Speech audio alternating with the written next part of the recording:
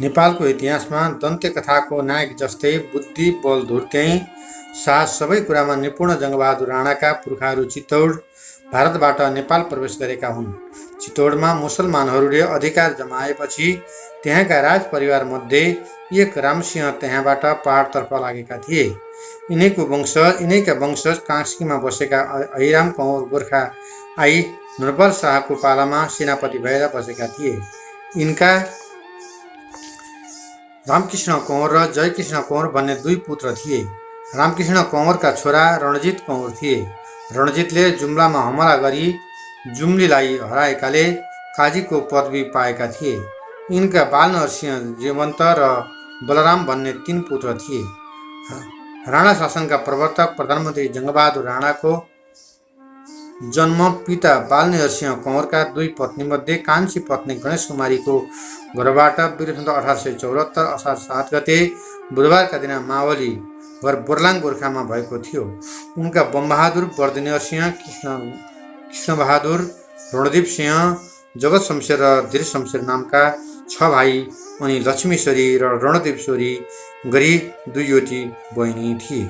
जङ्गबहादुरको वास्तविक नाम वीरनरसिंह कौर भए पनि मामा माधवेन्द्र सिंहले राखेको जङ्गबहादुर नामबाटै उनी प्रख्यात भए। यिनको माता गणेश कुमारी प्रधानमन्त्री भीमसेन थापाका भाइ नयनसिंह थापाकी छोरी थिइन्। जङ्गबहादुरका पिता बालनरसिंह कौर रणबहादुर शाहका रक्षक थिए। उनले रणबहादुर शाहका हत्यारा शेरबहादुरलाई घटनास्थलमै मारेका हुनाले काजी बन्ने सौभाग्य प्राप्त गरेका थिए। राजाको रक्षक हुनु अघि बालनरसिंह कौर हाकिम भएर विभिन्न जिल्लामा खटिएका थिए। सानैदेखि स्कुलको शिक्षामा रुचि नराख्ने जङ्गबहादुर आफ्ना पिताका साथ धनकुटा, डडेलधुरा र जुम्लामा रहँदा कुस्ती, बन्दुकबाजी, घोडसवार आदि युद्धकालमा सिपालु हुँदै आए। सानैदेखि अत्यन्त साहसी र आँटी भएकै कारण 16 वर्षकै उमेरमा उनी सेनाको सुबेदार पदमा नियुक्त भइसकेका थिए। विक्रम सम्वत 1992 माघमा पदोन्नति भई उनी रिसल्लाको सेकेन्ड लेफ्टिनेन्टमा समेत नियुक्त भए। विक्रम सम्वत 1894 मा तत्कालीन प्रधानमन्त्री जनरल भीमसेन थापाको पतन भएको हुँदा थापाहरूको सर्वस्व हरण भयो। काजी बालनरसिंहका परिवार पनि थापाहरूसँग सम्बन्धित भएकाले थापा गुटको आरोप लागि काजी बालनरसिंहको समेत सर्वस्व हरण हुनुको साथै जागिरबाट समेत बर्खास्त गरियो। अब चाहिँ जङ्गबहादुरका परिवारको दुर्दिनका श्रृङ्खलाहरू सुरु भए। जीविका चलाउनका लागि जङ्गबहादुर जुवा खेल्ने कुलतमा लागे। त्यसबाट पनि सफल नभएपछि उनी तराईको जङ्गलमा हात्ती पक्रनका लागि हिँडे। तर त्यस कार्यमा पनि सफल हुन नसकेपछि जङ्गबहादुर काशीतर्फ गए। काशी गएर उनी रामघाटमा बसे। भनिन्छ उनको उद्देश्य लाहोर गई पन्जाबी फोर्समा भर्ती हुने थियो। जङ्गबहादुरको पहिलो विवाह विक्रम सम्वत 1885 वैशाखमा प्रसाद लक्ष्मीका साथ भएको थियो। तर विक्रम सम्वत 1895 मङ्सिरमा प्रथम पत्नी र सानो छोराको मृत्यु भएकोले उनको दोस्रो विवाह काजी सनक सिंह टन्डनकी बहिनी नन्दकुमारीसँग निश्चित गरियो। यिनै नन्दकुमारीले विवाहमा निकै दाइजो लिएर आएकीले जङ्गबहादुरको स्थिति सुध्रन थाल्यो र उनले आफ्ना केही साहुहरूको ऋण पनि तिरिदिए। विक्रम सम्वत 1897 जङ्गबहादुरको भाग्योदयको वर्ष रह्यो। राजा राजेन्द्र विक्रम शाह शिकार खेल्न गएका बेला जङ्गबहादुरले आफ्नो साहसको प्रदर्शन जङ्गली हात्ती समाएर देखाए। त्यसपछि जङ्गबहादुरका छिटो छरितोपन र निर्भीकता, शिकार पटुता र बहादुरीको सराहना गर्दै राजा राजेन्द्र विक्रमले उनलाई तुरुन्तै तोपखानाको कप्तानी पदमा नियुक्ति दिए। जङ्गबहादुरलाई पाण्डेहरू मन पराउँदैनथे, त्यसैले उनलाई पाण्डेहरूले सुरेन्द्र विक्रम शाह जस्ता चञ्चल मस्तिष्क भएका युवराजको अङ्गरक्षक बनाइदिए। त्यस बखत जङ्गबहादुरले धेरै अप्ठ्यारा परिस्थितिहरूको सामना गर्नु पर्यो। विक्रम सम्वत 1898 साल कार्तिकमा जेठी महारानी साम्राज्य लक्ष्मी देवीको निधन भएकोले कर्मश रानी राज्य लक्ष्मी देवीको शक्ति बढ्न लाग्यो। जङ्गबहादुरको पनि राजेन्द्र विक्रम शाहको 8 पहरियामा सरुवा भयो। अब भने उनी कान्छी महारानी र राज्यका शक्तिशाली भारदारहरूको नजिकको सम्पर्कमा आए। दरबारमा चरम गुटबन्दी थियो। गुटबन्दीबाट फाइदा लिँदै जङ्गबहादुरले दिन प्रतिदिन सफलताको सिँढी चढिरहे। माथुर सिंहको हत्या विक्रम सम्वत 1902 जेठ 2 गते राति गर्न उनी नै योग्य पात्रको रूपमा चिनिए। माथुर सिंहकी हत्यापछि जङ्गबहादुरको शक्ति निकै बढेर गयो। यस हत्याकाण्डपछि जङ्गबहादुर नै मुलुकको प्रधानमन्त्री हुने विश्वास कम्पनी सरकार र जङ्गबहादुर स्वयंलाई थियो। तर चौतरिया फतेजङ शाह प्रधानमन्त्री नियुक्त भए भने जङ्गबहादुरले मन्त्री परिषदको सदस्यको रूपमा मात्र चित्त बुझाउनु पर्यो। फतेजङ खासै चतुर थिएनन्, तथापि इमान्दार र राजभक्त भएको कारण प्रधानमन्त्रीको नियुक्त पाएका थिए। यता जङ्गबहादुर प्रधानमन्त्री फतेजङ शाहलाई प्रभावमा लिएर मुलुकको शासन व्यवस्था र कूटनीतिक मामलामा प्रभुत्व जमाउन सकिने कुरामा विश्वस्त थिए। तर राज्यको शासन व्यवस्था र परराष्ट्र मामिलामा गोगन सिंहको अधिकार कायम भयो। गोगन सिंह पनि भीमसेन थापा जस्तै देशभक्त र अङ्ग्रेजहरूका विरोधी थिए। यस तथ्य अङ्ग्रेजहरूका सामु दिनको घाम झैँ छर्लङ्ग थियो। तसर्थ जङ्गबहादुर र अङ्ग्रेजहरू दुवैलाई गोगन सिंहको हत्या सूचना गर्नु अनिवार्य भइसकेको थियो। यसै क्रममा विक्रम सम्वत 1903 साल भदौ महिनाको भाद्र 31 गते राति पूजा कोठामा पूजा गरिरहेको बेला देशभक्त गोगन सिंहको हत्या गरियो। जङ्गबहादुरको षड्यन्त्रपूर्ण परामर्शबाट गम्भीर दुर्घटना हुन्छ भन्ने कुरामा राजा रानी दुवैलाई कुनै शङ्का थिएन। गोगन सिंहको हत्याले दरबारमा ठुलो हलचल उत्पन्न गरायो। हत्याको दोषी पत्ता लगाउन राजा रानीको सल्लाह बमोजिम सबै भारदारहरूलाई एकै ठाउँमा जम्मा गर्ने निर्णय गरियो। यसै क्रममा विक्रम सम्वत 1903 भदौ 31 गते राति सामेलीमा बिगुलको आवाज गुन्जियो। भारदारहरू कोतमा जम्मा भए। रातको समयमा एकाएक सामेलीको बिगुल बजेको हुनाले जनरल अभिमान सिंह राजा केही सशङ्कित भए। तथापि परम्परा अनुसार कोतमा सामेल हुनु जरुरी भएकाले 3 पल्टन फौजलाई कोतमा भेला हुने आदेश दिए। अभिमान सिंह आफू एक्लै कोतमा पुगे। राजा रानी पनि कोतमा उपस्थित भए। श्रीपाद राजेन्द्रलाई कोतको वातावरण शङ्कास्पद लागेकोले ब्रिटिस राजदूतावासमा शरण लिन पुगे, तर उनले त्यहाँ शरण पाएनन्। यता कोतमा रक्तपातको श्रृङ्खला सुरु भयो। जङ्गबहादुरको इसारामा जनरल अभिमान सिंहको हत्या गरियो। असङ्ख्य भाइ भारदारहरू काटिए। यस नरसंहारकारी घटनाको सूत्रधार इस्ट इन्डिया कम्पनी थियो र यसका स्वदेशी नायक जङ्गबहादुर थिए। नेपालमा इस्ट इन्डिया कम्पनीको इसारामा शासन चलाउने कठपुतली सरकारको जग हाल्नु नै कोत पर्वको मुख्य लक्ष्य थियो। यो घटना नेपालको इतिहासमा यस्तो रह्यो जसले 104 वर्ष राणा शासनको प्रारम्भ गरायो। यस विभत्स घटनापछि जङ्गबहादुर मुलुकको कमान्डर इन चिफ बन्न सफल भए। हत्याकाण्डमा 31 जनाले ज्यान गुमाए, 26 जना भागे भने 2 जना ब्राह्मण जातिगत स्तरबाट खसालिएर 26 जनालाई जबरजस्ती देश निकाला गरियो। ब्रिटिस भारतीय स्रोतहरूमा पाइए अनुसार 27 काजीहरू, 2 जनरलहरू, 7 सरदारहरू, 3 कप्तानहरू र 9 जवान तल्ला तहका व्यक्तिहरू मारिएका थिए। जङ्गबहादुर महत्त्वाकांक्षी मात्र नभएर अवसरवादी पनि छन् भन्ने कुरा रानी राज्यलक्ष्मीलाई थाहा हुन सकेको थिएन। रानी अझै पनि जङ्गबहादुर मार्फत युवराज सुरेन्द्रको हत्या गराएर आफ्नो राजा रणेन्द्रलाई गद्दीमा राखी मुलुकको नायबी लिने सपना बुनिरहेकी थिइन्।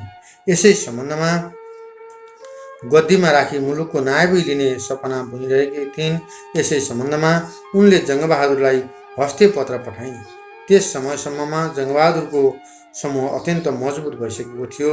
पत्रको जवाब लेख्दै जङ्गबहादुरले उत्तर दिए, युवराज जस्तो सम्मानित पदको विरुद्धमा त्यस्तो कुविचार राख्ने हो भने म मुलुकको मन्त्रीको हैसियतले युवराजको हत्या गर्न खोजेको अपराधमा महारानीलाई मुलुकको कानुन बमोजिम कारबाही गर्न बाध्य हुनेछ। षड्यन्त्रमै जीवन बिताएकी र षड्यन्त्रबाटै राजनीतिक जीवन सुरु गरेकी महारानीलाई त्यो पत्र देख्न साथ साह्रै असह्य भयो। उनी भित्रभित्रै जङ्गबहादुरको हत्या गर्ने षड्यन्त्र बुन्न लागिन्। सर्वप्रथम वीरध्वज बस्नेतलाई क्रिया खुवाई ऊ र भोगन सिंहका छोरा वजिर सिंहहरूले एउटा षड्यन्त्रवाला टोली बनाई सुरेन्द्रलाई मार्ने र यसको अपराधमा जङ्गबहादुरलाई फसाउने योजना बन्यो। जङ्गबहादुरलाई मार्ने सवालमा चाहिँ निजको सम्मानमा एउटा भोजको आयोजना गरी भोजमा विष मिलाई खुवाउनेर नसके गोली हानी हत्या गर्ने निर्णय गरियो। तर षड्यन्त्र सफल हुनु अघि नै जङ्गबहादुरका गुप्तचर विजयराज पाण्डे र कान्छी रानी राज्यलक्ष्मी देवीकी एउटी दासीले यसको रहस्य उद्घाटन गरे। त्यसै हुनाले जङ्गबहादुर यस षड्यन्त्रलाई विफल पार्नका लागि तयार भए। उता षड्यन्त्रकारीहरूद्वारा 40-50 जना सेनालाई बन्दुकसाथ लुकाएर राखियो र जङ्गबहादुरलाई बोलाउन वीरध्वज बस्नेतलाई पठाइयो। वीरध्वज बस्नेत जङ्गबहादुरको घरमा पुगेपछि कप्तान रणशमशेरले यिनलाई 2 टुक्रा पारी काटिदिए। त्यसपछि जङ्गबहादुर आफ्ना भाइहरूका साथ 6 पल्टन फौज लिएर भण्डारखालतर्फ लागे। त्यहाँ आत्मसमर्पण गर्नेलाई कैद र नगर्नेलाई मृत्युदण्ड थियो। भोगन सिंहका छोरा वजिर सिंह भागेर भारत पुगे। भण्डारखालको यस हत्याकाण्डमा पुरन्दर थापा लगायत 23 जनाको ज्यान गयो र 17 जना ज्यान जोगाएर भागे। यसअघि मन्त्री र कमान्डर इन चिफ मात्र रहेका जङ्गबहादुर यस हत्याकाण्डपछि राजा राजेन्द्र विक्रम शाहद्वारा प्रधानमन्त्री बनाइए। प्रधानमन्त्री हुँदा जङ्गबहादुरको उमेर 29 वर्षको मात्र थियो। विजयराज पाण्डेलाई सन्तान दरसन्तान र राजगुरुहरूको पद दिइयो। यस प्रकार रानीको अन्तिम प्रयास पनि असफल भएपछि उनलाई भोलिपल्ट टुँडिखेलमा उपस्थित गराइयो। आमसभामा जङ्गबहादुरले रानीमाथि कोत पर्व पहिरेर कोतमा मारिएका कयौँ मानिसहरू, युवराज, प्रधानमन्त्री आदिको हत्या गराइएको वा हत्या गराउन खोजिएको आरोप लगाए र त्यस्ती रानीलाई देश निकाला गर्नु ठिक हुन्छ भन्दै त्यस्तो पत्रमा राजा र युवराजको पनि हस्ताक्षर गराई सबैको सल्लाह लिए। तदनुसार 23 नोभेम्बर 1846 का दिन रु 31 लाख नगद दिएर रानी काशीतर्फ लागिन्। राजा पनि सँगै लागे। रानी त आजीवन बनारसमै बसिन्। राजा औलो पर्वपछि शाही कैदीको रूपमा भक्तपुर ल्याइए। पछि हनुमान ढोका दरबारमा सारेपछि उनको त्यहाँ मृत्यु भयो। इतिहासमा अलौ पर्व नामबाट प्रसिद्ध औलोको युद्ध राजेन्द्र विक्रम शाहले बनारसबाट सामान्य सैनिक बल गठन गरी जङ्गबहादुरको हातबाट आफ्नो गुमेको अधिकार लिनका निम्ति नेपालको सेनासँग गरेको युद्ध हो, जुन असफल भएको थियो। जङ्गबहादुरले 31 वर्षसम्म कठोर तानाशाहको रूपमा शासन चलाएको भए पनि उनले मुलुकमा अनौठो रचनात्मक कार्यहरू पनि गरेका थिए। प्रधानमन्त्री भएपछि यिनी विक्रम 1906 माघमा बेलायतमा गई 1 वर्षपछि फर्किए। 1913 साउनमा यिनले एउटा नाटक रच्दै प्रधानमन्त्रीको पदबाट राजीनामा दिए। श्री 3 को उपाधि प्राप्त गरी लालमोहरद्वारा राज्य सञ्चालनमा आफ्नो हातमा अधिकार पार्न सफल भए। यिनले ब्रिटिस इन्डियासँग 1855 मेला अपराधी सुपुर्दगी सम्बन्धी पहिलो सन्धि गरेका थिए। उक्त सन्धिमा हत्याको प्रयास, बलात्कार, राजद्रोह, लुटपाट, डकैती गरी अर्को देशमा जाने अपराधीलाई सम्बन्धित देशमा नै फिर्ता गर्नुपर्ने व्यवस्था गरिएको थियो। सन् 1857 भारतमा भएको सिपाही विद्रोह दमन गर्न उल्लेखनीय सहयोग गरेकोले नयाँ मुलुक बाँके बर्दिया कैलाली कञ्चनपुर नेपाललाई फिर्ता दिइयो। जङ्गबहादुरले प्रशासनिक, न्यायिक, सामाजिक क्षेत्रमा महत्त्वपूर्ण सुधारको कार्यहरू पनि गरेका थिए। जङ्गबहादुरका अरू महत्त्वपूर्ण कार्यहरूमध्ये तिब्बतको लडाइँ र मुलुकी ऐनको रचना हो। असाध्य चलाक र अवसरवादी समेत रहेका जङ्गबहादुर क्रूर र हत्यारा पनि थिए भन्ने कुरामा कसैको दुई मत हुन सक्दैन। धेरैजसो विदेशी लेखकहरूले यिनलाई धूर्त कूटनीतिज्ञ र प्रभुत्वशाली व्यक्तित्वको संज्ञा दिएका छन्। कतिले जङ्गबहादुरलाई देशभक्त राजनेताको संज्ञा पनि दिएका छन्। तर कार्ल मार्क्सले यिनलाई अङ्ग्रेजको कुत्ता भन्ने संज्ञा दिएका थिए भनिन्छ। यथार्थमा उनी अङ्ग्रेजका कट्टर भक्त थिए। जे होस्, जङ्गबहादुरको उदयले लामो समयदेखि चल्दै आएको दरबारको राजनीतिक अस्थिरताको युगलाई समाप्त पारिदियो। यसलाई सकारात्मक कोणबाट हेर्नुपर्छ। जङ्गबहादुरको मृत्युको सम्बन्धमा विभिन्न विचारहरू व्यक्त गरेको पाइन्छ। कसैले यिनको मृत्युमा षड्यन्त्र रहेको बताएका छन् भने कसैले स्वाभाविक मृत्यु भनेका छन्। कारण जुनसुकै हुनसक्छ। यिनको मृत्यु विक्रम सम्वत 1933 सालमा पत्थरघट्टामा भयो भन्ने इतिहासमा उल्लेख भएको पाइन्छ। बालनरसिंह कौर तथा कजिनी गणेश कुमारीका माहिला छोरा बमबहादुर कौर राणाको जन्म विक्रम सम्वत 1875 सालमा भएको थियो। उनका छोराहरू बम विक्रम राणा, यक्ष विक्रम राणा, टेकबहादुर राणा आदि थिए। नेपालको नवम प्रधान सेनापति समेत भएका बमबहादुर राणा विक्रम सम्वत 1903 साल भदौ 31 गते भएको कोत पर्वको समयमा काजीको पदबाट सेनामा कार्यरत हुँदा उनी जनरल भइसकेका थिए। जङ्गबहादुर विक्रम सम्वत 1906 मा बेलायत जाँदा बमबहादुरले प्रधान सेनापति र कायम प्रधानमन्त्री भई काम गरेका थिए। विक्रम सम्वत 1911 साल फागुनमा उनलाई मिनिस्टर दर्जा दिएर केरुङ कब्जा गर्ने फौजको कमान्डर बनाई पठाइयो। फौज पूर्व पसेपछि 1913 साल साउन 18 गते जङ्गबहादुरको चाहना अनुसार श्री 5 सुरेन्द्रबाट लालमोहर लगाई यिनलाई प्रधानमन्त्री बनाइयो। तर उनी नाम मात्रका प्रधानमन्त्री थिए। उनकै पालामा जङ्गबहादुरले कास्की र लमजुङको श्री 3 महाराजको पद ग्रहण गरेका थिए। प्रधानमन्त्री भएको 10 महिनाभित्रै विक्रम सम्वत 1914 साल जेठ महिनामा बमबहादुर राणाको 39 वर्षको उमेरमा निधन भयो। उनको निधनपछि प्रधानमन्त्री पदमा तत्कालका लागि कार्यवाहक प्रधानमन्त्री जङ्गबहादुरको काइँलो भाइ कृष्णबहादुरको नियुक्ति भए पनि पछि पुनः जङ्गबहादुरले नै प्रधानमन्त्री पद ग्रहण गरे। राणा शासनमा प्रधानमन्त्री पदको क्रम एकनेट प्रथामा आधारित बनाइयो, जसको अर्थ उत्तराधिकारी छोराहरूमा नगई भाइहरूमा सर्ने र भाइको पालो पुगेपछि मात्र छोरामा सर्ने प्रणाली भन्ने बुझिन्छ। जङ्गबहादुरले नेपालको सत्ता आफ्ना 6 जना भाइहरूको बाहुबलको सहाराबाट नै प्राप्त गरेको कारणले पनि यस्तो प्रथा अपनाउनु आवश्यक थियो भनी विश्लेषकहरूले बताएका छन्। जङ्गबहादुरले किन विक्रम सम्वत 1913 मा प्रधानमन्त्री र प्रधान सेनापतिबाट अप्रत्याशित रूपमा राजीनामा दिए भन्ने विभिन्न मत पाइन्छ, जस अन्तर्गत जङ्गबहादुरका भाइ बद्री नरसिंहले षड्यन्त्र गरेको पोल अर्को भाइ बमबहादुरले जङ्गबहादुरलाई लगाइदिएको हुँदा त्यो ऋण तिर्न आफ्नै जीवनकालमै बमबहादुरलाई प्रधानमन्त्री बनाउने बाचा गरेको कारण राजीनामा दिए भनिन्छ भने अर्को भनाइअनुसार नेपाल तिब्बत युद्धमा 4-5 लाख खर्च भएकाले त्यो ऋणको बोझ अरूको थाप्लामा फाल्न राजीनामा दिएको तर्क पनि आउने गरेको छ।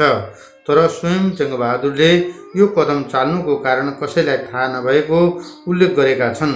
तथापि बमबहादुरको निधनपछि जङ्गबहादुरले प्रधानमन्त्रीको पद पुनः आफैले ग्रहण गरेबाट उनी कुनै निहित कारणले मात्र उक्त पद अरूलाई दिन चाहन्थे भन्ने स्पष्ट रूपमा बुझ्न सकिन्छ। जङ्गबहादुरको मृत्यु हुँदा यिनका उत्तराधिकारीको रोल क्रममा रहेका यिनका दुई भाइ बमबहादुर र कृष्णबहादुर पनि मरिसकेका थिए। यिनका तेस्रा भाइ बद्रीनरसिंह राज्य विरुद्ध षड्यन्त्र गरेकाले रोल क्रमबाट पहिले नै निष्कासित भएका थिए। त्यसैले जङ्गबहादुरले बनाएको रोल क्रममा रणदीप सिंह नै पर्दथे। त्यसपछि यिनका भाइ जगत शमशेर र धीर शमशेरको पालो आउँथ्यो। त्यसपछि मात्र जङ्गबहादुरका दुई छोरा जगतजङ्ग र जितजङ्गको रोल क्रममा पर्थ्यो। रणदीप सिंह राणाको जन्म विक्रम सम्वत 1832 साल वैशाख 22 गते भएको थियो। उनी जङ्गबहादुरका ठाइला भाइ थिए। उनका हरिप्रियसहित 3 जना पत्नीहरू भए पनि उनी निसन्तान थिए। विक्रम सम्वत 1903 सालको कोत पर्वमा सेनाका कप्तान रहेका उनी विक्रम सम्वत 1905 साल असोज 1 गतेपछि कर्नेल भए। जङ्गबहादुरको बेलायत भ्रमणका समयमा उनी पूर्व पश्चिम सबै जिल्लाका अख्तियारवाला भएका थिए। नेपाल र तिब्बतबीच युद्ध भएका बेला उनले क्वार्टर मास्टर जनरलमा नियुक्ति पाएका थिए। जङ्गबहादुरले कास्की र लमजुङको श्री 3 महाराजको उपाधि पाउँदा उनी पश्चिमतर्फको प्रधान सेनापतिको पदमा कार्यरत थिए। जङ्गबहादुरको निधनपछि उनी मुलुकको प्रधानमन्त्रीमा आसीन हुन पुगे। तत्कालीन युवराज त्रिलोक्य र जङ्गबहादुरका जेठा छोरा जगतजङ्गलाई प्रधानमन्त्री बनाएर बिस्तारै सत्तामा हस्तक्षेप गर्ने योजनामा थिए। तर जङ्गबहादुरको पत्थर घट्टामा मृत्यु भइसकेपछि बिरामी मात्र भएको झुटो खबर दिएर निजहरूलाई उता पठाई असाध्यै धूर्त धीर शमशेरले कमजोर सुरेन्द्रलाई आफ्नो प्रभावमा लिएर रणदेवलाई कास्की र लमजुङका श्री 3 महाराज र नेपालको प्रधानमन्त्री घोषणा गर्न लगाए। वास्तवमा 1856 को सदनले श्री 3 को पद चाहिँ जङ्गबहादुरकै वंशमा जाने भने पनि धूर्त धीर शमशेरले त्यसो गर्न दिएनन्। यसले राणा परिवारमा नराम्रो फाटो ल्यायो। सन् 1869 मा अचानक जगत शमशेरको मृत्यु भएकाले कान्छा धीर शमशेरको पालो आइहाल्यो। त्यसपछिको रोल क्रम अनुसारको पद पश्चिम कमान्डेन्ट जनरलको पद जङ्गबहादुरका जेठा छोरा जगतजङ्गको हातमा आयो। रणदीप प्रधानमन्त्री भएको 11औं महिनामा युवराज त्रिलोक्यको निधन भयो। धीर शमशेरले विष प्रयोग गरी त्रिलोक्यको मृत्यु गराएको भन्ने पनि छन्, तर त्यसको कुनै प्रमाण भेटिएको छैन। यसको 3 वर्षपछि राजा सुरेन्द्रको पनि मृत्यु भयो। राजेन्द्र जीवित रहेकै अवस्थामा राजा सुरेन्द्रको स्थानमा 5 वर्षीय पृथ्वी विक्रमलाई गद्दीमा बसालियो। यसले नै राणाहरूलाई एक छत्र शासन गर्न ठुलो मद्दत पुर्याएको देखिन्छ। रणदीप सिंहको समयमा मुख्य 2 पर्वहरू भए। पहिलो पर्व 38 सालको पर्वको नामले इतिहासमा अङ्कित छ भने दोस्रो 42 सालको विक्रम सम्वत 1938 मा रणदीप सिंह र उनका भाइलाई धीर शमशेरको तत्कालीन युवराज त्रिलोक्य र राजकुमार नरेन्द्रले हत्याको लागि गरेको विफल षड्यन्त्र र त्यसको दमन सम्बन्धी घटनालाई 38 साल पूर्व भनिन्छ। राणाहरूलाई सखा पारी सत्तामा आफ्नो पकड जमाउन शासकहरूले रचना गरेको 38 साले पर्वमा शाहहरू आफैले हार खानु परेको थियो। यसैगरी 42 सालको पर्व चाहिँ रणदीप सिंहको हत्याकाण्डसँग सम्बन्धित छ। विक्रम सम्वत 1942 मा यो हत्याकाण्ड भएको हुनाले यसलाई 42 सालको पर्व भनिएको हो। जङ्गबहादुरले स्थापना गरिदिएको श्री 3 प्रधानमन्त्रीको पद धीर शमशेर आफ्नै 17 भाइ छोराहरूमा सीमित गराउन चाहन्थे, तर उनको सन् 1884 अक्टोबर 14 मा 57 वर्षको उमेरमा अचानक मृत्यु भयो। उनले आफ्नो सपना साकार पारी ओहदा, सम्मान र राज्य अवश्य नै भोग गर्नु भन्ने अर्थी छोराहरूलाई दिए। आफ्ना स्वर्गवासी पिताका यसै सपनालाई साकार पार्न धीर शमशेरका छोराहरूले यस 42 साले पर्वको रचना गरेको पनि बताइन्छ। 22 नोभेम्बर 1885 रातको ठिक 9:30 बजे गोडामा तेल लगाएर घोप्टिएर पिपलको पातमा राम नाम लेखिरहेको अवस्थामा धीर शमशेरका 4 भाइ छोराहरू डम्बर, खड्ग, भीम र चन्द्रले पेटीकोट मन्दिरबाट शासन गर्नेको यस्तै हुन्छ भनी रणदीप सिंहको टाउकोमा गोली प्रहार गरेका थिए। मार्यो पापीले भन्दै रणदीप सिंह पिपल पत्रमा घोप्टिन पुगे। त्यसपछि धीर शमशेरले यिनको तिघ्रामा गोली हाले। धीर शमशेरका छोराहरूले रगतले मुछिएको यिनको शरीरलाई घिसार्दै भर्याङबाट निर्मतापूर्वक तल खसाले। भोलिपल्ट सुब्बा चन्द्रकान्त नामक एक ब्राह्मणद्वारा अति सामान्य ढङ्गबाट यिनको दाह संस्कार गराइयो। दाह संस्कारमा 50 पैसा खर्च भएको थियो। यसरी वीर शमशेर प्रधानमन्त्री रणदीप सहित आफ्ना सम्पूर्ण विरोधीहरूको हत्या गरी प्रधानमन्त्रीको रोल क्रम सदाका लागि आफ्नो परिवारको घेरामा सुरक्षित गर्न सफल भए। वास्तवमा राणाहरू भित्र पनि जङ्गबहादुर र शमशेरहरू बीच भएको शक्तिको झिना जस्ती थियो।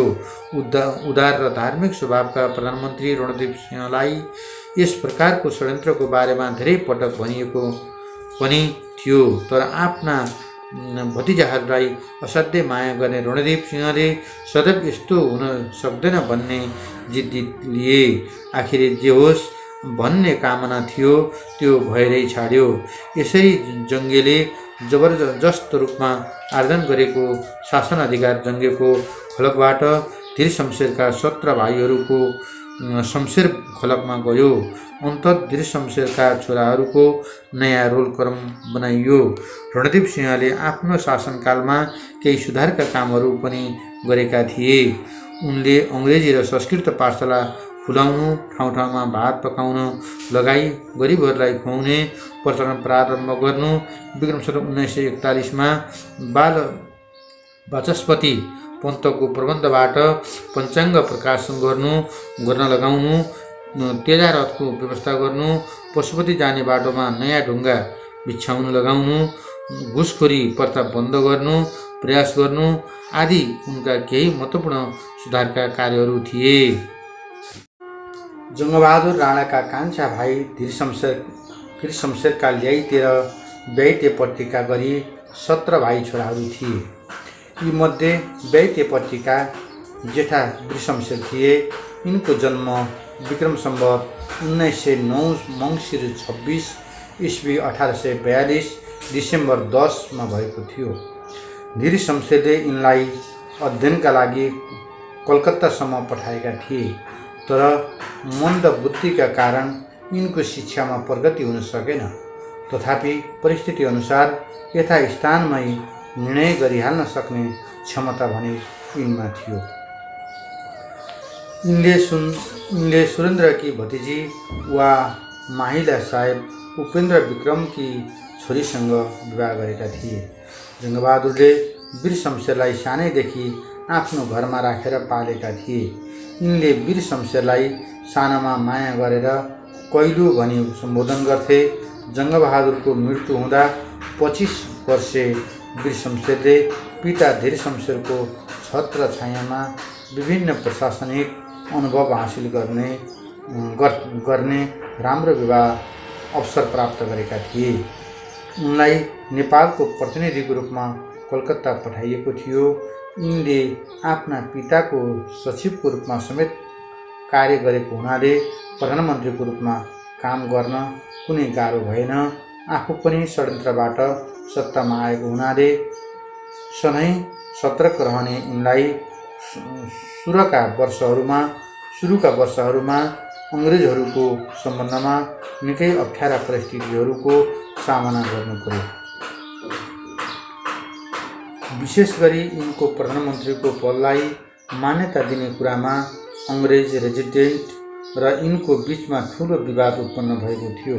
तर भारतीय अङ्ग्रेज सरकारको तत्कालीन स्थितिलाई मनन गर्दै अङ्ग्रेज कमान्डर इन चिफ रोबर्ट्सले वीर शमशेरको प्रधानमन्त्रीत्वलाई मान्यता दिने वकालत गरे। तत्काल भइरहेको तेस्रो अङ्ग्रेज बर्मा युद्ध 1885-86 इस्वीका कारण अङ्ग्रेज सरकारलाई गोर्खाली फौजको आवश्यकता थियो। यतापट्टि वीर शमशेरले पनि अङ्ग्रेज सरकारलाई आफ्नो मित्रताप्रति विश्वस्त तुल्याए।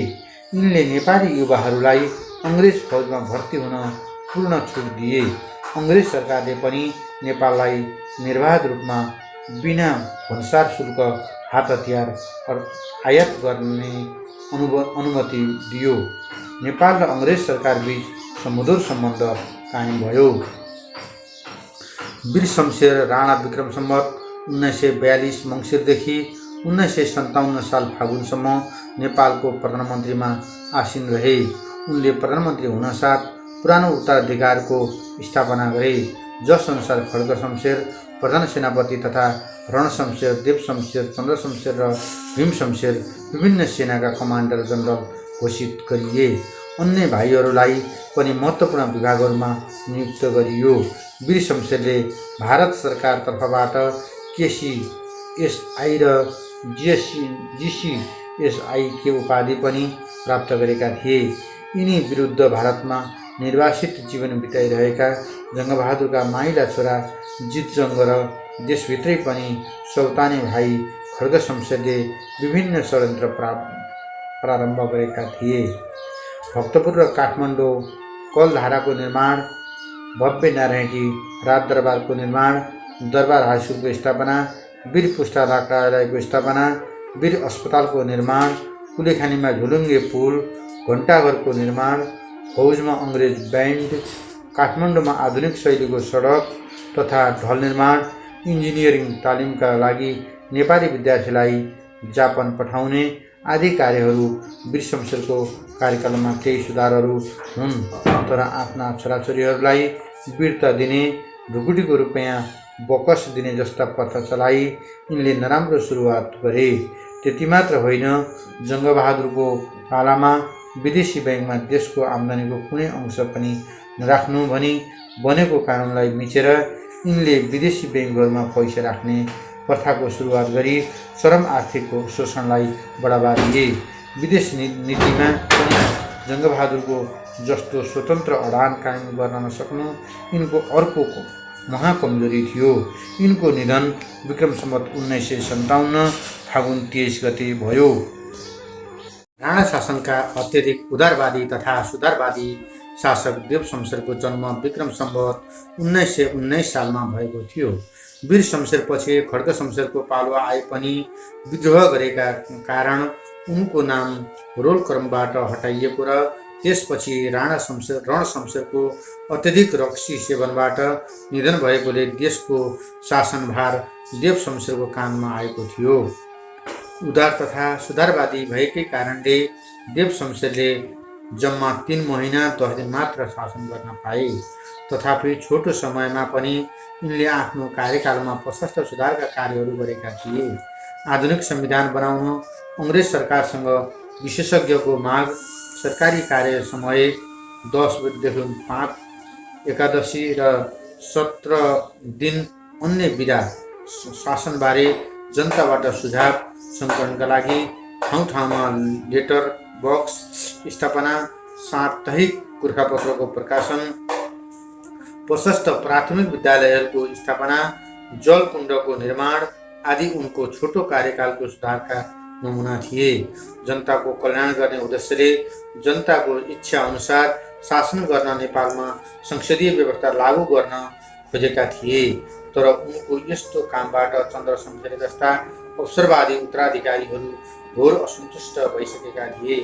आखिर विक्रम सम्वत 1958 सालमा एक दिन दरबार हाई स्कुलमा पुरस्कार वितरण गरी फर्कन लाग्दा भतिजहरूको अंश मुद्दा मिलाइदिनु पर्यो भन्ने बहाना गरी चन्द्र शमशेरले देव शमशेरलाई वीर शमशेरको दरबारमा बन्दी तुल्याई बन्दुक सोझाएर राजीनामा गर्न बाध्य पारे।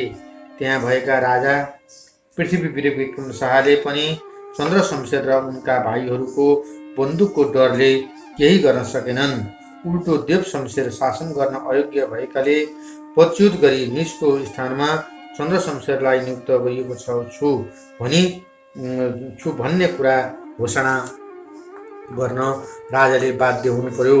यस प्रकार शासनभार आफ्नो हातमा आएपछि चन्द्र शमशेरले देव शमशेरलाई धनकुटा लखेटे। त्यहाँ केही दिन बसी उनी भारतको मुसुरी झुरीपानो भन्ने ठाउँमा गई बस्न लागे। विक्रम सम्वत 1970 फागुन 11 गते त्यहीँ उनको मृत्यु भयो। चन्द्र शमशेर राणा शासनकै अत्यन्तै धूर्त प्रधानमन्त्री थिए। धूर्त्याई, षड्यन्त्र र बठ्याइमा उनी लगभग जङ्गबहादुरकै समकक्ष थिए।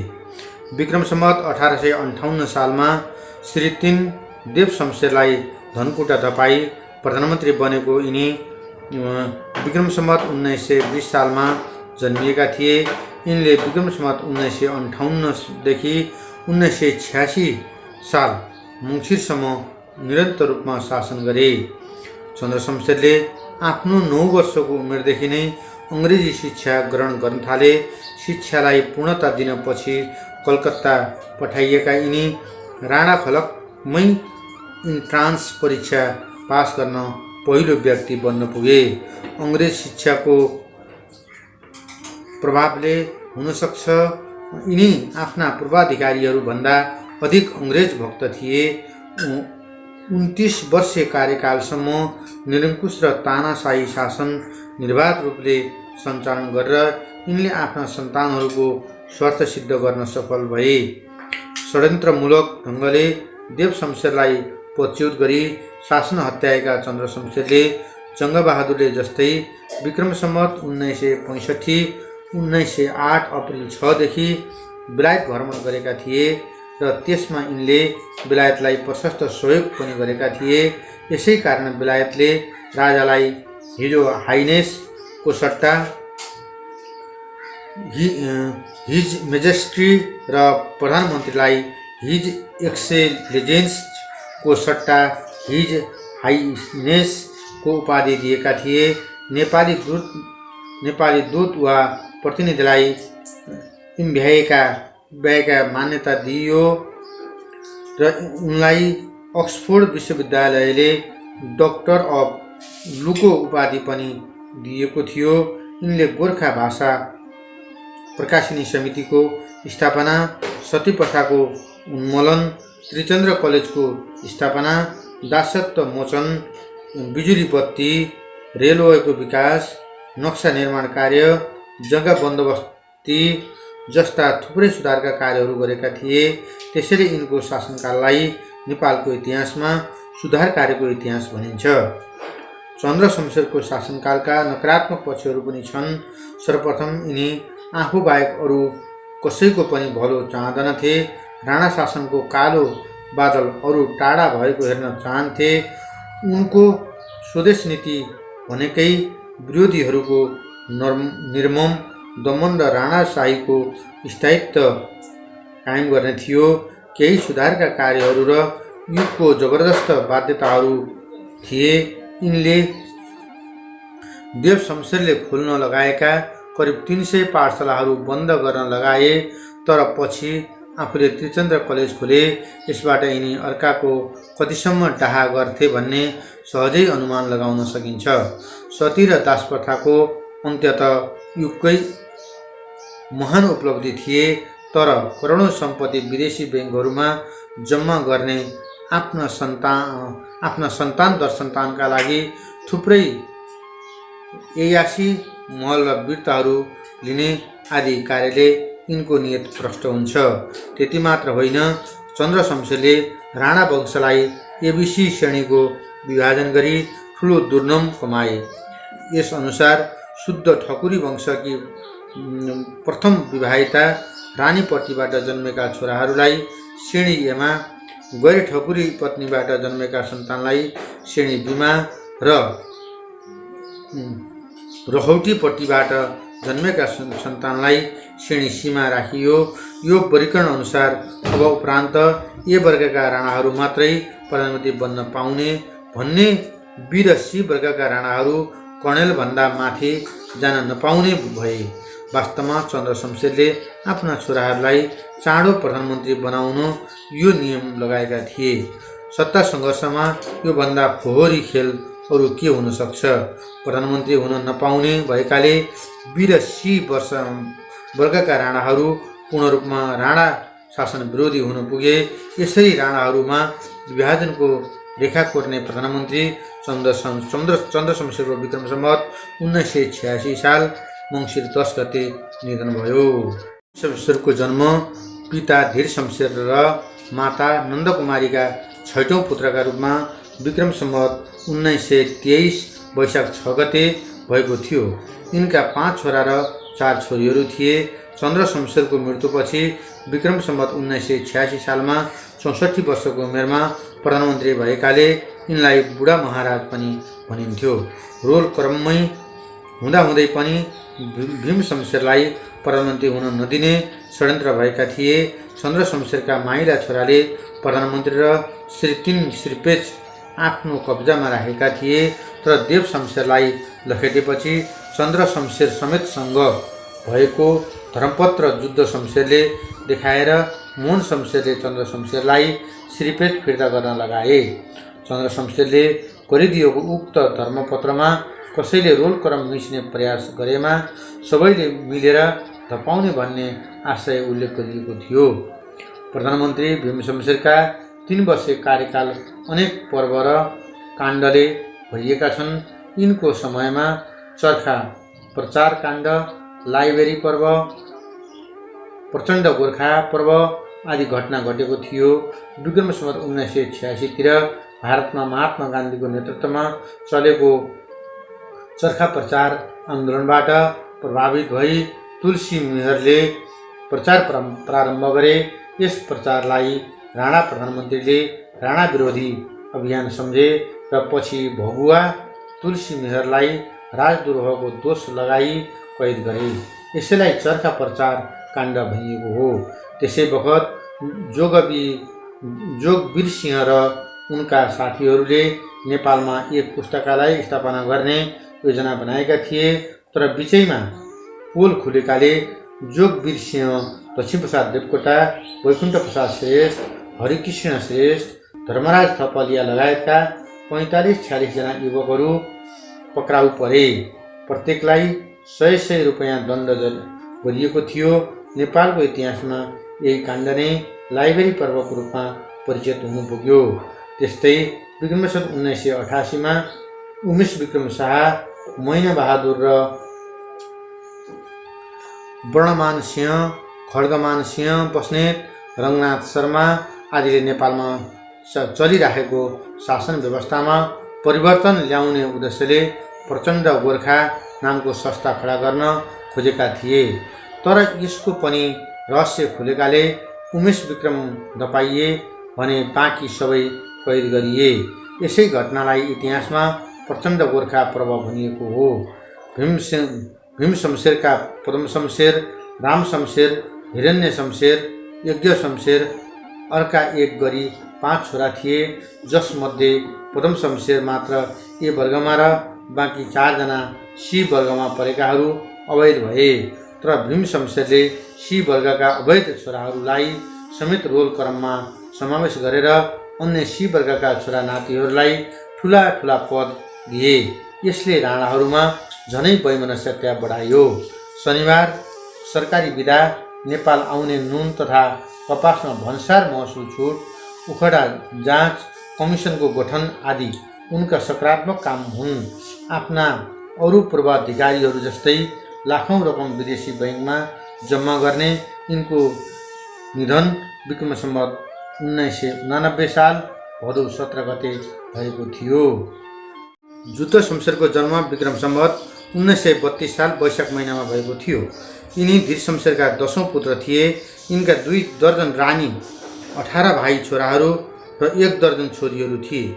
केही छोराहरूको चाहिँ सानैमा मृत्यु भएको थियो। मृत्यु भएका छोराहरू सहित गर्दा उनका जम्मा 22 जना छोराहरू थिए। परिवार ठुलो भएको हुनाले यिनको आर्थिक स्थिति त्यति राम्रो थिएन। त्यसैले प्रधानमन्त्री हुनसाथ यिनले आफ्ना छोराहरूलाई जर्नेल र कर्णेलको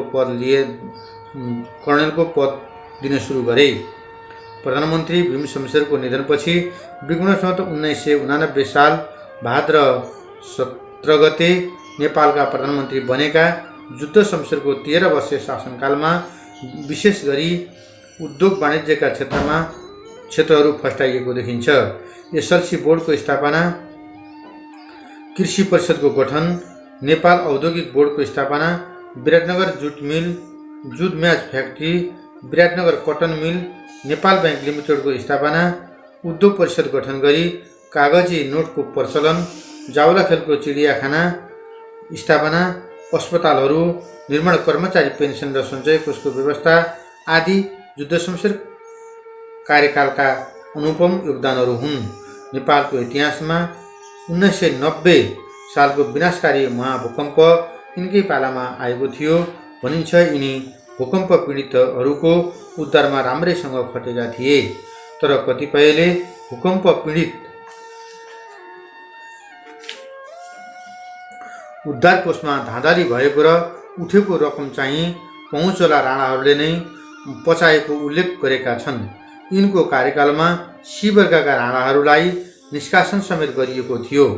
जुद्ध शमशेरको कार्यकालमा युरोपमा द्वितीय विश्वयुद्धको वातावरण तयार भइरहेको थियो। युरोपेली राष्ट्र यिनलाई हात लिन प्रयासरत थिए। बेलायत, फ्रान्स, बेल्जियम, नेदरल्यान्ड, चीन तथा जर्मनी, इटली, जापान जस्ता राष्ट्रहरूले नेपाललाई आफ्नो पक्षमा मिलाउन ठुलै कसरत गरेका थिए, किनकि ती राष्ट्रहरू नेपालीहरूको वीरतादेखि सम्पूर्ण रूपमा आकर्षित थिए। तर जुद्ध शमशेरको विशेष झुकाव बेलायततिरै थियो। यिनले द्वितीय विश्वयुद्धको समयमा बेलायतको सहयोगका लागि भारततर्फ नेपाली सेना पठाएका थिए। जुद्ध शमशेरले आफ्नो कार्यकालमा यस्ता निकृष्ट कुकर्म गरे जसले उनले गरेका कतिपय युगान्तकारी योगदानहरूलाई पनि छायामा पार्यो। त्यसवखत जनचेतना फैलाउने र राणाशाहीको दमन विरुद्ध अभियान सञ्चालन गर्ने फतेबहादुर, चिनियामान, रामेश्वर, गङ्गलाल, सिद्धिचरण श्रेष्ठ लगायतका केही उत्साही युवाहरूले काठमाडौँको रिभलहोल्टोलमा महावीर स्कुलको स्थापना गरे। यसबारे सम्बन्धित व्यक्तिहरूको धरपकड सुरु गरियो। त्यसबेला 28 जना शिक्षक समातिए। फतेबहादुर र चिनियामानलाई आजन्म कैदको सजाय दिइयो। चिनियामानको त कैद खानामै मृत्यु भयो। अन्य प्रत्येक व्यक्तिलाई 10 रुपैयाँ 4 पैसा दण्ड गरियो। तर राणाशाही विरुद्ध एकत्रित गराउने अभियान भने रोकिएन। यसै क्रममा असन नजिक राजालाल कलवारको घरमा माधवराज जोशीका छोरा सुखराज शास्त्री, केदारमान बैठित, मुरलीधर शर्मा लगायतका 21 जना युवाहरूले नेपाली नागरिक अधिकार समिति नामक संस्थाको स्थापना गरे। गङ्गलाल श्रेष्ठ पनि यस समितिका सदस्य थिए, तर हर्ताकर्ता चाहिँ सुखराज शास्त्री नै थिए। यस समितिको उद्देश्य पनि सार्वजनिक स्थलहरूमा पुराण र गीताको व्याख्या प्रचलन गरी राणा शासन विरुद्ध जनचेतना जगाउनु रहेको थियो। तर पछि चाल पाएपछि यस समिति पनि राणाहरूको आँखाको कसिङ्गर भइहाल्यो।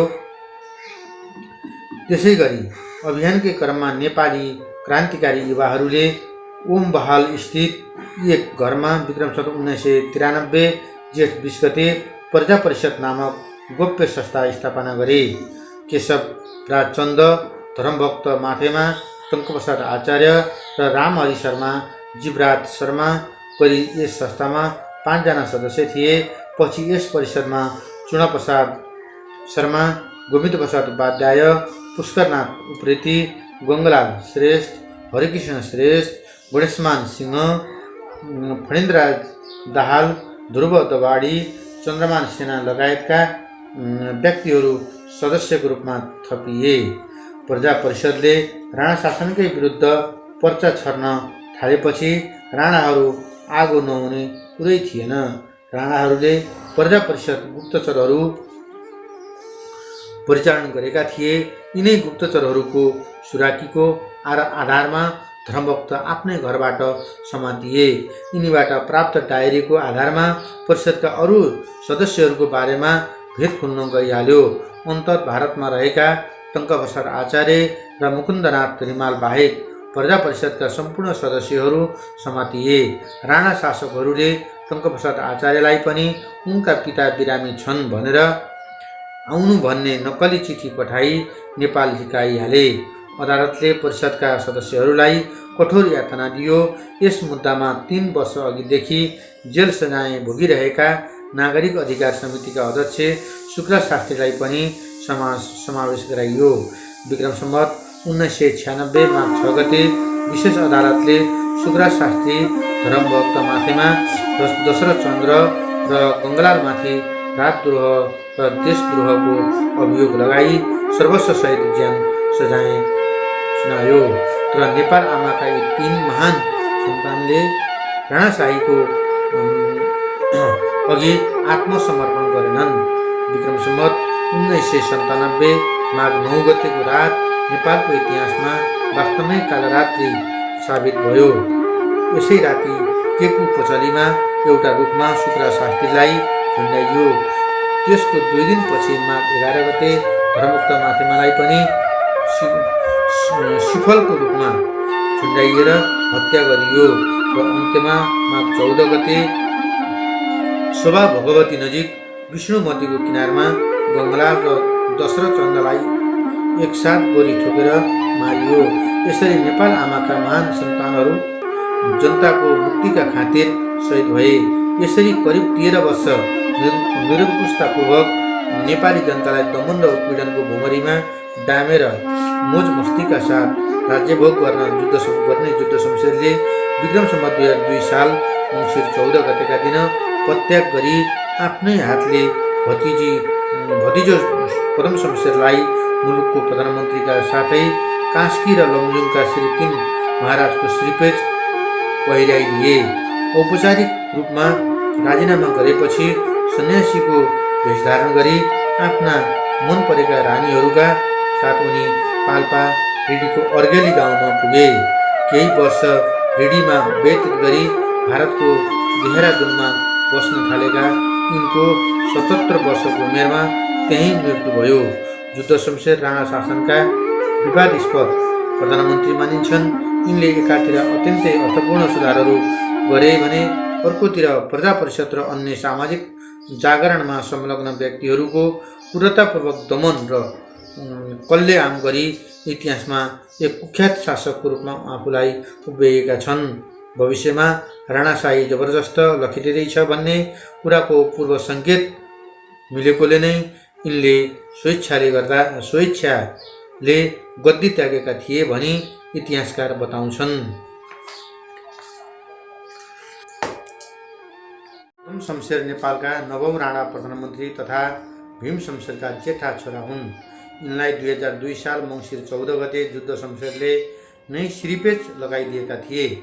दुनियाँलाई हातमा नलिए शासन गर्न गाह्रो हुन्छ भन्ने बुझेका यिनले प्रधानमन्त्री भएपछि भाइ भारदारहरू समक्ष 2 हात जोडेर रुँदै राष्ट्रको नोकर हुँ भन्ने वाक्य व्यक्त गरे। यिनको यस उद्गारलाई रूढिवादी राणाहरूले मन पराएनन्। सङ्कटको घडीमा रुने हुनाले यिनलाई रुन्चे महाराज पनि भनिन्थ्यो। प्रधानमन्त्री भएपछि यिनले रोलवाला राणाहरूलाई केही महत्त्वपूर्ण पदहरूमा नियुक्त गरे, जसअनुसार मोहन शमशेर प्रधान सेनापति, बबर शमशेर पश्चिम कमान्डिङ जनरल, केशर शमशेर पूर्वी कमान्डिङ जनरल, बहादुर शमशेर दक्षिण कमान्डिङ जनरल, अग्नि शमशेरलाई उत्तर कमान्डिङ जनरलमा नियुक्त गरियो। अरू राणा प्रधानमन्त्रीहरूले जस्तै पदम शमशेरले पनि केही सुधारका कार्यहरू अघि बढाए। उपत्यकाको सरकारी कार्यालय समय चैत्रदेखि भाद्रसम्म 10:05 र अरू समय 11 देखि 4 बजे निर्धारण, सैनिकको तलब वृद्धि र महँगी भत्ता, पद्मोदय हाई स्कुल, कन्या माध्यमिक विद्यालयको स्थापना, गोरखापत्र हप्तामा 3 पटक प्रकाशन, केदारमान व्यथितको प्रयासमा साहित्य परिषदको स्थापना, 2004 जेठ 15 गते कवि सम्मेलन, जनताले रेडियो सेट राख्न पाउने अनुमति, सर्वसाधारणलाई बिजुलीको व्यवस्था, नगरपालिका स्थापना गर्न अनुमति आदि प्रथम शमशेर कालका सर्वाधिक सकारात्मक पहलहरू थिए। यिनकै कार्यकालमा विक्रम सम्वत 2004मा नगरपालिकाको प्रथम निर्वाचन सम्पन्न भयो। त्यस निर्वाचनमा शुक्रदेव पन्त, मदननाथ खनाल, शेखराज दली, भुवनलाल प्रधान, हरिकृष्ण श्रेष्ठ, त्रिपुरेश्वर सिंह जस्ता सुधारवादी उम्मेदवार निर्वाचित भएर आए। प्रथम शमशेर कार्यकालको अत्यन्तै महत्त्वपूर्ण योगदान भनेको नेपाल सरकारको वैधानिक कानुन 2004को घोषणा हो। यसका लागि प्रथम शमशेरले भारतीय प्रधानमन्त्रीलाई एउटा संविधान निर्माण दलको माग गरेका थिए। माग बमोजिम संविधान विशेषज्ञ प्रकाश गुप्ताको नेतृत्वमा 2 सदस्यीय प्रतिनिधि मण्डल नेपाल आयो। दलका अन्य सदस्यहरूमा भारतीय कानुन अध्ययन संस्थानका डिन राम अग्र सिंह र रघुनाथ सिंह थिए। यता प्रथम शमशेरले नेपालमा एउटा सुधार समितिको गठन गरिसकेका थिए। यस समितिमा कृष्ण शमशेर, गुन्जनमान सिंह र सरदार रुद्रराज पाण्डे संलग्न थिए। अनुदारवादी तबकाका राणाहरूले यस अभियानलाई बाधा पुर्याउने कोसिस गरे पनि विक्रम सम्वत 2004 माघ 13 गते एउटा लामो सार्वजनिक भाषणमा नेपाल सरकारको वैधानिक कानुन 2004को घोषणा भयो। यसलाई नेपालको पहिलो संविधान पनि भनिन्छ। 6 भाग 68 धाराहरू भएको यस संविधानको प्रस्तावनामा यस प्रकार उल्लेख गरिएको थियो: नेपालको चौतर्फी विकास गरी अरू उन्नत राष्ट्रहरूको दाँजोमा ल्याउने इच्छा भएकोले श्री 5 महाराज त्रिभुवन वीरविक्रम शाहबाट अधिकार प्राप्त गरी श्री 3 महाराज प्रथम शमशेरले यो विधान ऐन जारी गरेको छु। विधानले तत्कालीन अवस्थामा नेपाली नागरिकहरूलाई केही उत्साही त बनायो, तर सो संवैधानिक घोषणाका कारण स्वयं प्रथम शमशेरले गद्दी त्याग गर्नुपर्ने अवस्था सिर्जना भयो। विशेष गरी प्रधानमन्त्री हुन हतारिएका मोहन शमशेर र अर्का शमशेरको असहयोगका कारण कमजोर प्रधानमन्त्री प्रथम शमशेर विक्रम सम्वत 2004 साल फागुन 8 गतेका दिन रक्तचापको औषधि गर्ने निहुले हिन्दुस्तानतर्फ लागे। उनले बाँकी जीवन भारतमै बिताउने सुरु गरेकाले भारतका तत्कालीन प्रधानमन्त्री पण्डित जवाहरलाल नेहरूले तपाईँ यहीँ बसी नेपालको राजकाज चलाउनुहोस् भनेका थिए। तर मोहन शमशेरको त्रासले उनलाई राज्य हाँक्ने आत्मविश्वास पलाएन। त्यसपछि उनी भारतको राँचीमा बस्न थाले। केही दिनपछि मोहन शमशेरको कान्छा छोरा विजय शमशेर मार्फत आफ्नो राजीनामा पत्र राजा त्रिभुवन समक्ष पठाए। राजीनामा स्वीकृत भयो। विक्रम सम्वत 2017 सालको आखिरीमा कलकत्तामा यिनको मृत्यु भयो। यिनकै पालामा विक्रम सम्वत 2003 कार्तिक 15 गते नेपाली राष्ट्रिय काङ्ग्रेसको स्थापना भएको थियो। यस्तै 2003 चैत्रमा विराटनगर मजदुर हडताल र 1947 जुन 15 देखि जयतु संस्कृत पाठशालाका छात्रहरूले संस्कृत बाहेक अन्य विषयहरूको पनि पठन पाठन हुनुपर्छ भनी गरेको विरोध, जसलाई नेपालकै पहिलो छात्र आन्दोलनको संज्ञा दिएको छ, को आम हडताल समेत प्रारम्भ भएको थियो। यी आन्दोलनहरू पनि राणाशाही प्रति परिलक्षित थिए। प्रथम शमशेरको पालामा मुलुकको अन्तर्राष्ट्रिय सम्बन्ध पनि विस्तार भएको देखिन्छ। भारतबाट आफ्नो राज्यको पतन हुने देखेपछि बेलायतले आफ्नो उपयोगितालाई मध्यनजर गर्दै नेपालसँग कूटनीतिक सम्बन्ध कायम गर्न खोज्नु स्वाभाविकै थियो। भारत पनि बदलिँदो परिस्थितिमा नेपालमा आफ्नो पकड रहिरोस् भन्ने चाहन्थ्यो। त्यस्तै दोस्रो विश्वयुद्धपछि 2 ध्रुवमा विभाजित विश्वलाई आफ्नो प्रभावमा ल्याउन प्रयत्नशील अमेरिका जस्ता मुलुकहरूले पनि नेपालसँग कूटनीतिक सम्पर्क गर्न खोज्नु कुनै आश्चर्यको विषय थिएन। सायद यसैको परिणाम होला भारत तथा ब्रिटेनसँग नेपालको सम्बन्ध कायम भयो। सुरजित सिंह भारतबाट राजदूतको हैसियतले नेपाल आए भने जनरल केशर शमशेर ब्रिटेनका लागि नेपालको राजदूतमा खटिए। त्यसै वर्ष चीनमा किर्ण शमशेरको नेतृत्वमा एक प्रतिनिधिमण्डल पठाइयो। यसै क्रममा नेपाल र अमेरिका बीच पनि दौत्य सम्बन्ध कायम भयो। भारत स्थित अमेरिका राजदूत पनि नेपालमा आफ्नो देशको प्रतिनिधित्व गर्न लागे। प्रथम शमशेर राणा प्रधानमन्त्रीहरूमा स्वेच्छाले पद त्याग्ने दोस्रो व्यक्ति थिए। यिनी हुती नभएका कमजोर प्रधानमन्त्री थिए। यिनको कार्यकालसम्म आइपुग्दा नेपाली जनताको चेतना स्तर निकै उन्नत भइसकेको थियो। देशमा आन्दोलनहरू उठिरहनु जनताका चेतना स्तरकै उपज थियो। उता भारत पनि ब्रिटिसको जोरबन्दीबाट स्वतन्त्र भइसकेको थियो। इतिहासकारहरू भन्छन् वास्तवमा यिनै परिस्थितिहरूलाई बुझेर नै प्रथम शमशेरले 2004 सालको संविधान घोषणा गरेका थिए। मोहन शमशेर राणाको जन्म विक्रम सम्वत 1942 साल पुस 13 गते पिता चन्द्र शमशेर राणा र माता लोकभक्त लक्ष्मी देवीको गर्भबाट भएको थियो। उनका आफ्नै र अन्य आमाहरूका तर्फबाट गरी जम्मा 8 जना भाइहरू थिए। प्रधानमन्त्री प्रथम शमशेर राणा विक्रम सम्वत 2004 साल फागुनबाट भारततर्फ निर्वासित भई त्यहीँबाट आफ्नो पदबाट राजीनामा पठाएपछि विक्रम सम्वत 2004 साल फागुन 18 गतेदेखि मोहन शमशेर मुलुकको प्रधानमन्त्रीमा आसीन हुन पुगे। लगभग 2 महिना जति उनी कायम मुकायम प्रधानमन्त्रीका रूपमा रहे र विक्रम सम्वत 2008 साल कार्तिक मसान्तरसम्म कायम रहे। मोहन शमशेर राणाले उनको शासनकालमा अन्तर्राष्ट्रिय सम्बन्ध बढाउनुको साथै आफ्ना पदको सुरक्षार्थ र राणा वंशको जगलाई बलियो बनाउनका लागि भारतको चाकरी गर्न थाले। तर भर्खरै मात्र स्वतन्त्र भएको भारत र त्यहाँका नेताहरूले मोहन शमशेरको कूटनीतिक चाललाई राम्ररी बुझेका हुँदा मोहन शमशेरले आफूले सोचेका सबै योजनाहरू पूर्ण गर्ने मौका पाएनन्। मोहन शमशेरले प्रधानमन्त्रीका हुनसाथ नेपाली राष्ट्रिय काङ्ग्रेसलाई अवैधानिक घोषणा गरे। विक्रम सम्वत 2004 सालमा प्रथम शमशेरद्वारा प्रदान गरिएको वैधानिक सुधारको सिद्धान्तमाथि आघात पुर्याएको हुनाले उनीसँग जनता अझ बढी चिडिएका थिए।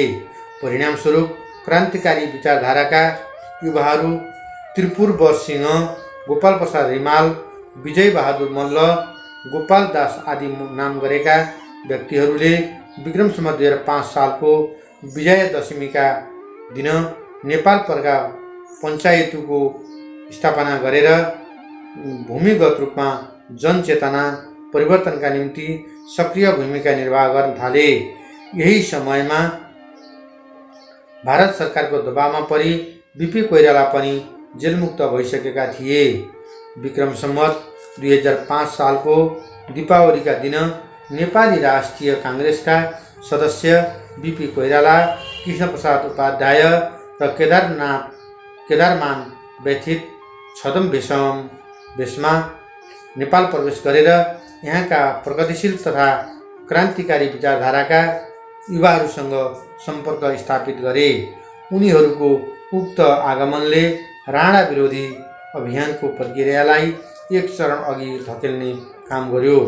यता श्री 3-5 त्रिभुवन पनि राणाहरूको घेराबन्दीबाट मुक्त हुन छटपटाइरहेका थिए। राजा र राजनीति कर्मीहरूका बीचमा सम्पर्क अझ बढी न्यानो भइरहेको थियो। तर मोहन शमशेरले भने आफ्नो दमनकारी नीतिलाई अझ तीव्रता दिइरहेका थिए। उनको यस दमनको नीतिलाई ध्यानमा राखी विक्रम सम्वत 2006 सालमा नेपाली राष्ट्रिय काङ्ग्रेसले मातृका प्रसाद कोइरालाको अध्यक्षतामा देशव्यापी आन्दोलन गर्ने निर्णय गर्यो। भारत प्रवासमा रहेका क्रान्तिकारी नेता गणेशमान सिंह लगायतका व्यक्तिहरू आन्दोलनको झिल्कोलाई व्यापक बनाउने काममा जुटेका थिए। यसै सिलसिलामा नेपाली काङ्ग्रेसले श्री 5 त्रिभुवनसित सम्पर्क स्थापित गर्न गणेशमान सिंहको नेतृत्वमा सुन्दरराज चालिसे र उनकी धर्मपत्नीलाई नेपाल पठाइयो। उनीहरू नेपाल आए र आफूलाई तोकिएको कामको जिम्मेवारी पुरा गरी भारततर्फ फर्कँदा गणेशमान सिंह ठोरी भन्ने स्थानमा पक्राउ परे। उनले आफूसँग भएको रिभल्भर प्रयोग गरी उम्कने कोसिस गरे तर सफल हुन सकेनन्। यस घटनाले मोहन शमशेर आतंकित बन्न पुगे। फलत नेपाली फौजका उच्च पदस्थ अफिसरहरू शङ्कामा समातिए।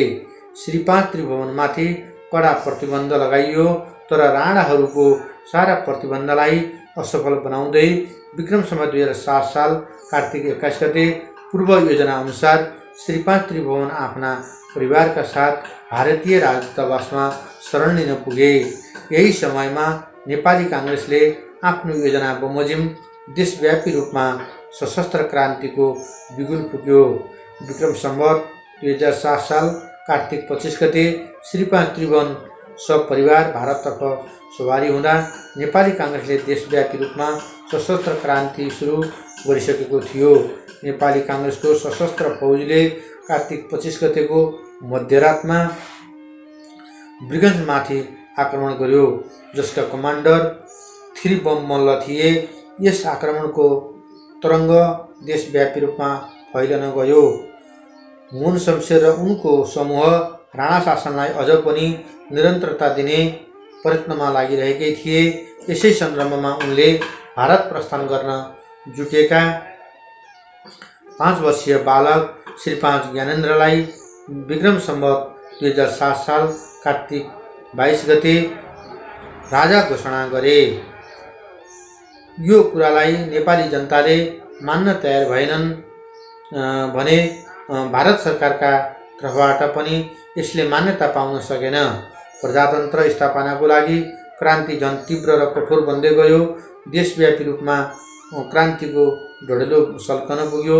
यसै समयमा भारतको मध्यस्थतामा दुवै पक्षका बीचमा वार्ता सम्पन्न भयो र 14 जनवरी 1951 इस्वी तदनुसार 2007 साल माघ 1 गतेका दिन युद्ध बन्द गर्ने सहमति भयो।